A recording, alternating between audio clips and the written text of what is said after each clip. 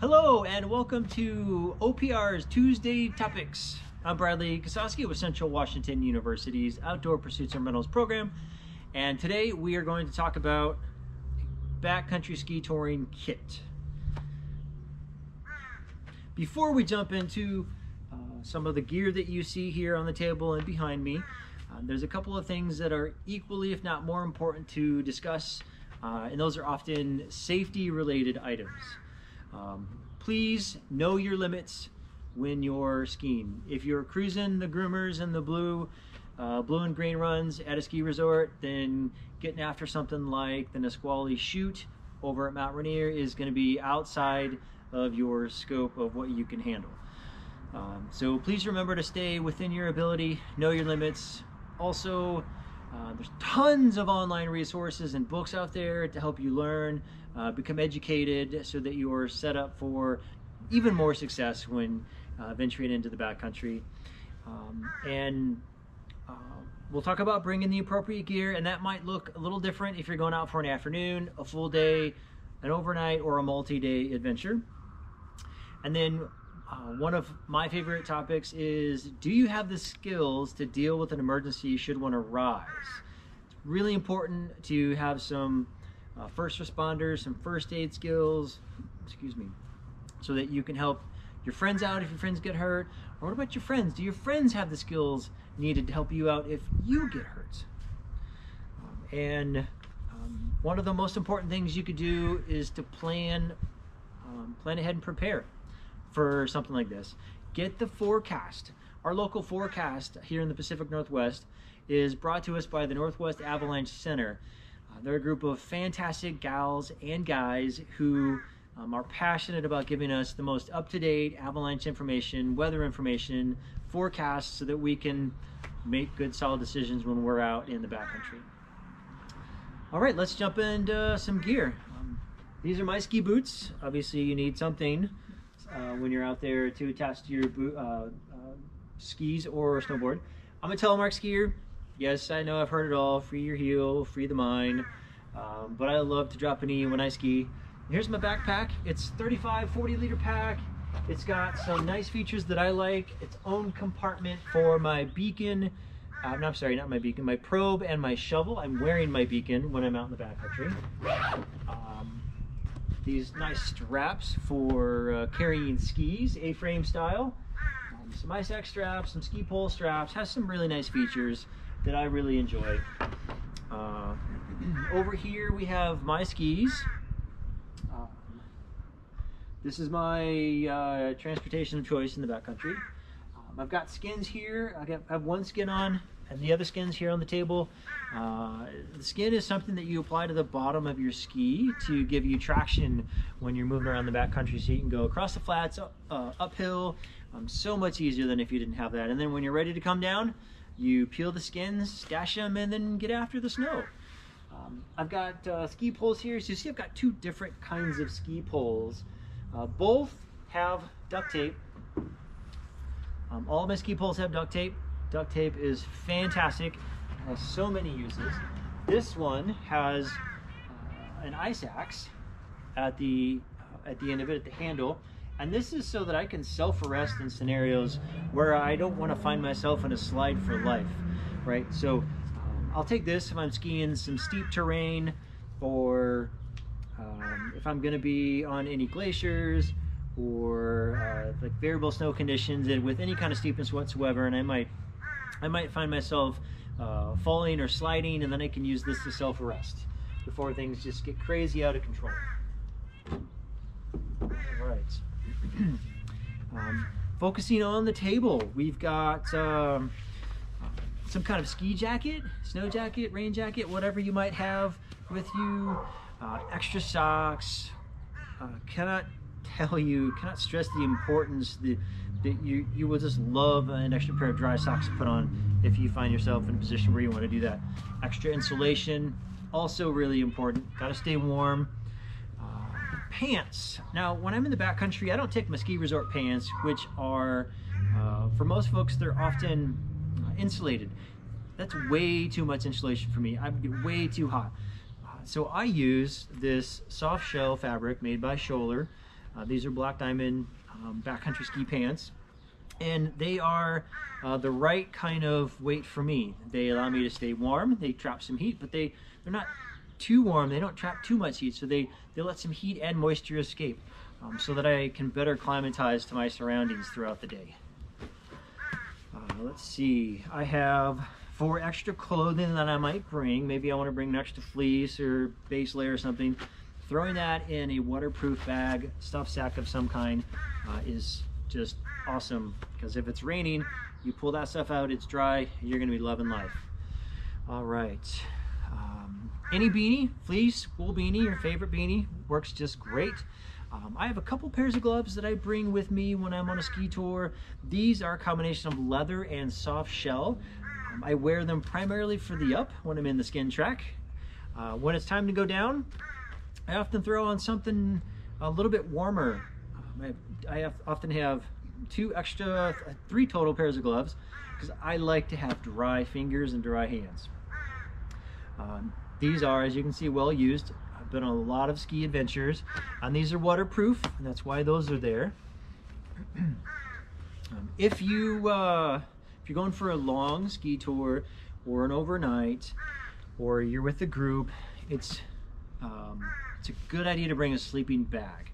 If something were to happen to you or one of your friends, and they were to be immobile, if you will, you can package them in this and keep them warm, much warmer than if they didn't have it. You could sit or lay on your backpack. That's a great insulating tool between you and the snow. Bring a bivvy. Put them inside that bivvy. The bivvy's great. While this one isn't waterproof, it's pretty water resistant. It is windproof, and it'll keep me out of the elements if I need to find myself hunkered down for a few hours. Let's see, what else? I've got a headlamp here, extra batteries. They're important to bring that. Map and compass. You need to have both of those and know how to use them. Not just good enough to bring them, you gotta know how to use this stuff. First aid kit, right? Your first aid kit could look a number of different ways. It could be small with just a few items in there, and then you rely on other stuff to complement your first aid kit. We learn about skills like that in a wilderness first responder class. You could take a larger first aid kit that has more medical supplies. Some folks prefer that. I'm somewhere in the middle, personally. When I'm backcountry skiing, I'm a big fan of wearing the ski helmet. Some of the folks that I know do not. They choose not to, which is totally fine. But from my perspective is I like to protect my noggin. And then I've got my ski goggles on there. Neither one of these I wear when I'm in the up track, because I get way too hot. They're in my backpack.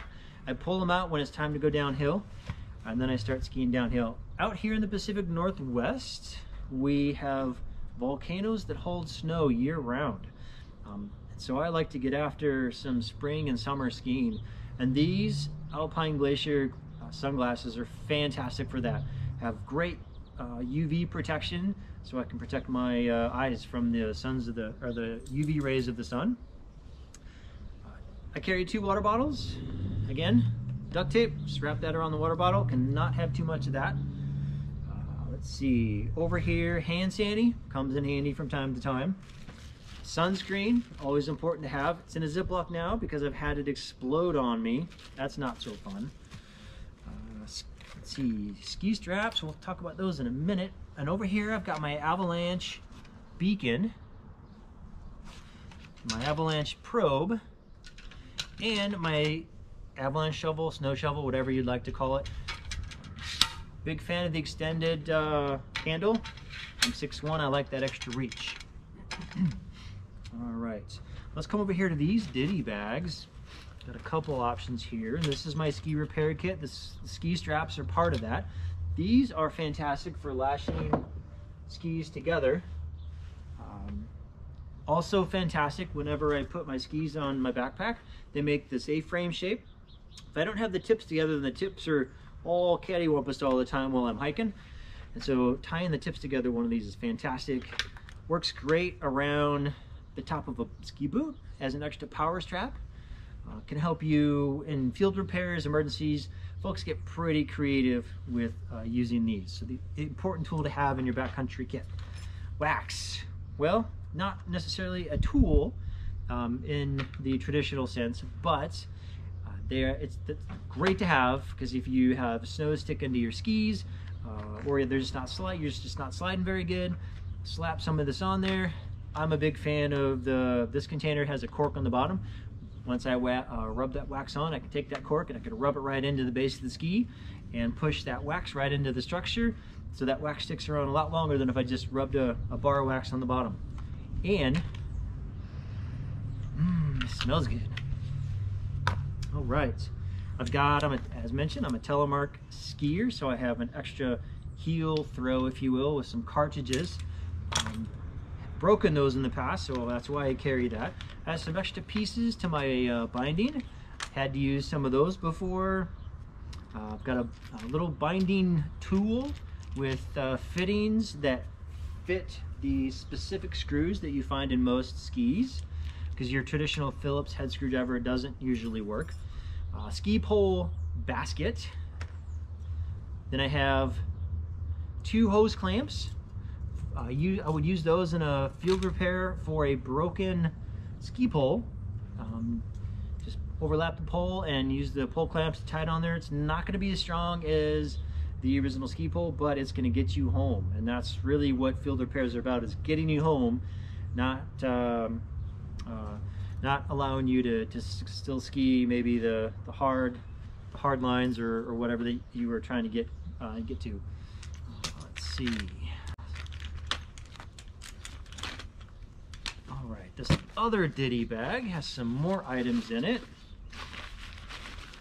and here got a sewing kit. Had to use that too. Matches, lighter.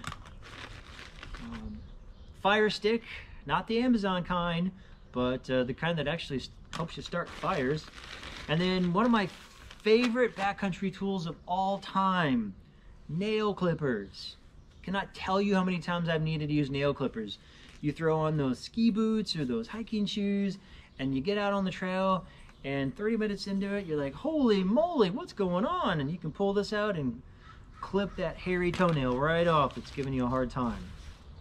Some cord, whether it be just cord or paracord or whatever, comes in super handy with field repairs. Multi-tool with plier functions, different cutting tools. Also super handy to have that. Over here I have a couple other things. Let's see, we'll start here. This is my airy field guide, and in here it has a place for me to plan my trip, as well as information. Ooh, excuse me, I just swallowed a bug. as well as information on what I'm finding out there for snow conditions.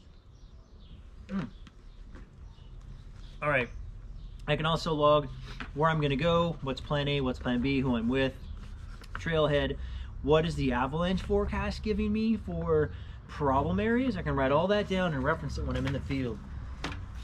I also am a bit of a snow science geek, so I bring some thermometers, a crystal card, an inclometer which measures the slope angle. That way I can use those tools and collect some data to record in my book. Little magnifying glass where I can look at snow crystals and snow grains. A measuring device. If I decide to dig a pit in the snow, I can take some measurements and look at different layers and record some information in my book. I also carry a roosh block cord, which I really won't get into much detail about this other than to tell you a roosh block is a snow stability test that can be performed in the backcountry. Excuse me. So this is a quick snapshot of what I might carry. Excuse me.